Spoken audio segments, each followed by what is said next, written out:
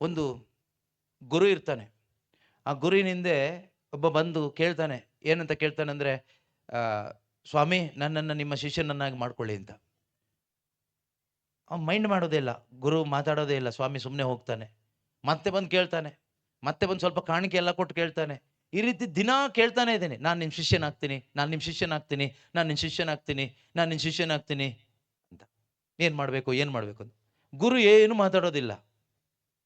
ಒಂದು ದಿನ ನಾನು ನಿನ್ನ ಶಿಷ್ಯನಾಗ್ತೀನಿ ಅಂತ ಹೇಳಿದಾಗ ಅವನ್ನ ಕರ್ಕೊಂಡು ಒಂದು ನೀರಿರೋ ಜಾಗಕ್ಕೆ ಹೋಗ್ತಾನೆ, ಹೊಳೆಗೆ ಹೋಗ್ಬಿಟ್ಟು ಅವನ್ನ ಪೂರ್ತಿ ಮುಳುಗಿಸ್ತಾನೆ. ಅದರಲ್ಲಿ ತಲೆ ಕೂದಲು ಸಮೇತ ಎಲ್ಲ ಚೆನ್ನಾಗಿ ಮುಳುಗಿಸ್ತಾನೆ. ಸುಮಾರು ಹೊತ್ತು ಹಾಗೆ ಅವನ್ನ ಹಾಗೆ ಅದಿಮಿ ಹಿಡ್ಕೊಳ್ತಾನೆ ನೀರು ಒಳಗಡೆ. ಏನಾಗುತ್ತೆ ಹಾಗೆ ಹಿಡ್ಕೊಂಡ್ರೆ? ಏನಾಗ್ಬೋದು? ಸತ್ತು ಹೋಗ್ಬೋದು. ಸುಮಾರು ಹೊತ್ತು ಹಾಗೆ ಹಿಡ್ಕೊಂಡಾದ್ಮೇಲಿಂದ ಇನ್ನೇನು ಸತ್ತು ಹೋಗ್ತಾನೆ, ಇನ್ನೊಂದು ಸೆಕೆಂಡ್ ಬಿಟ್ರೆ ಅಂದಾಗ ಮೇಲಕ್ಕೆತ್ತಾನೆ. ಮೇಲಕ್ಕೆತ್ತಿದ ತಕ್ಷಣ ಅವನು ಫಸ್ಟು ಆಸೆ ಪಟ್ಟಿದ್ದು ಯಾವುದಕ್ಕೆ ಗೊತ್ತಾ? ಗಾಳಿಗಾಗಿ. Breath of life. ನನಗೆ ಬದುಕಲಿಕ್ಕೆ ಗಾಳಿ ಬೇಕು ಅಂತ ಬಾಯಲ್ಲಿ ಮೂಗಲ್ಲಿ ಎಲ್ಲೆಲ್ಲಿ ಹೋಲುಗಳಿದೆಯೋ ಎಲ್ಲ ಕಡೆ ಉಸಿರಾಡ್ತಾನೆ. ಬದುಕಿದ್ರೆ ಸಾಕಲ್ವಾ? ಈಗ ನೀವು ಯೋಚನೆ ಮಾಡಿ ನೋಡಿ, ಸಪೋಸ್ ಏನಾದರೂ ಆ ಮುಳುಗಿ ಅವನು ಸಾಯೋ ಮೂಮೆಂಟಲ್ಲಿ ಯಾರೋ ತಂದು ಇಡ್ತೀರಿ ನೀವು, ನೋಡಪ್ಪ ಇಲ್ಲಿ ಒಂದು 10 ಲಕ್ಷ ಇಟ್ಟಿದ್ದೀನಿ, ನೀನು ಎದ್ದ ತಕ್ಷಣ ಫಸ್ಟ್ ತಗೊಂಡ್ರೆ ನಿನಗೆ ಸಿಗುತ್ತೆ. ಇಲ್ಲಿ ಒಂದು ಒಳ್ಳೆ ಐಫೋನ್ 14 15 16 ಇಟ್ಟಿದ್ದೀನಿ, ಎದ್ದ ತಕ್ಷಣ ಫಸ್ಟ್ ತಗೊಂಡ್ರೆ ಅದು ನಿನಗೆ. ಇಲ್ಲೊಂದು 25 kg ಗೋಲ್ಡ್ ಇಟ್ಟಿದ್ದೀನಿ, ನೀನು ನೀರಿಂದ ಎದ್ದ ತಕ್ಷಣ ಫಸ್ಟ್ ನೀನು ಗೋಲ್ಡ್ ಎತ್ಕೊಂಡ್ರೆ ಅದು ನಿನಗೆ ಗೋಲ್ಡ್. ಇಲ್ಲಿ ಒಂದು 100 ಎಕರೆ ಆಸ್ತಿ ನಿನ್ನ ಹೆಸರಿಗೆ ಬರೆದಿಟ್ಟಿದ್ದೀನಿ, ಆದರೆ ಇದು ನಿನಗೆ ಫ್ರೀಯಾಗಿ ಸಿಗುತ್ತೆ. ಎದ್ದ ತಕ್ಷಣ ಈ ಪೇಪರ್ ಎಲ್ಲ ನೀನು ತಗೋಬೇಕು.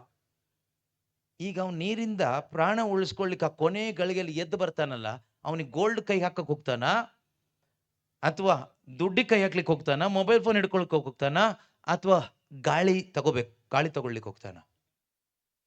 ಕರೆಕ್ಟಾ? ಆ ಗುರು ಹೇಳ್ತಾನೆ ಏನಂತ ಗೊತ್ತಾ?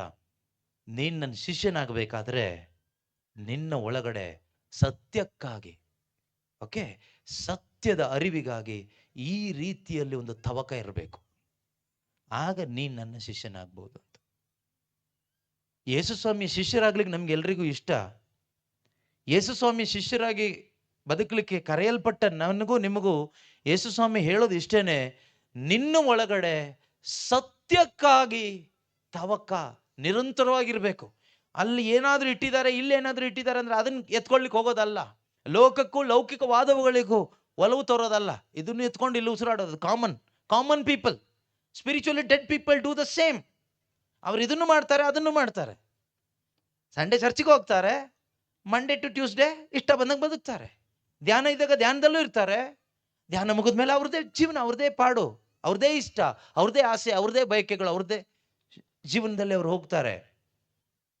ಪ್ರೀತಿಯ ಸಹೋದರ ಸಹೋದರಿಯರೇ, ಇದರಿಂದ ಶಿಷ್ಯನಾಗ್ಲಿಕ್ಕೆ ಆಗೋದಿಲ್ಲ. ಯೇಸುಸ್ವಾಮಿ ಶಿಷ್ಯನಾಗಬೇಕಾದ್ರೆ ಸುತ್ತಲೂ ಏನೆಲ್ಲ ಲೋಕದಿದ್ರೂ ಕೂಡ, ಎಷ್ಟೇ ಒಳ್ಳೇದಿದ್ರೂ ಕೂಡ, ನಮ್ಮ ಫೋಕಸ್ ಆ ಟ್ರೂತ್ಗಾಗಿ. ಅಂದರೆ ನಮ್ಮೊಳಗಡೆ ಇದು ಅರಿವಾಗಬೇಕು. Without this truth I cannot survive, I will dye.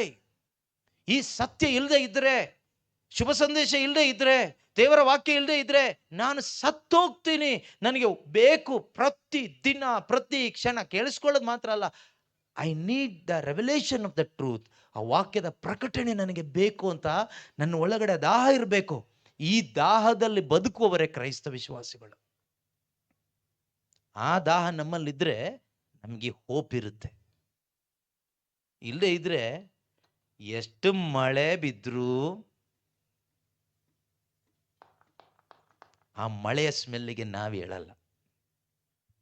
ಹೇಳ್ಬೇಕಾದ್ರೆ ಪ್ರೀತಿಯ ಸಹೋದರ ಸಹೋದರಿಯರೇ, ನಮ್ಮ ಒಳಗಡೆ ಸತ್ಯಕ್ಕಾಗಿ ಒಂದು ತವಕ ಇರಬೇಕು.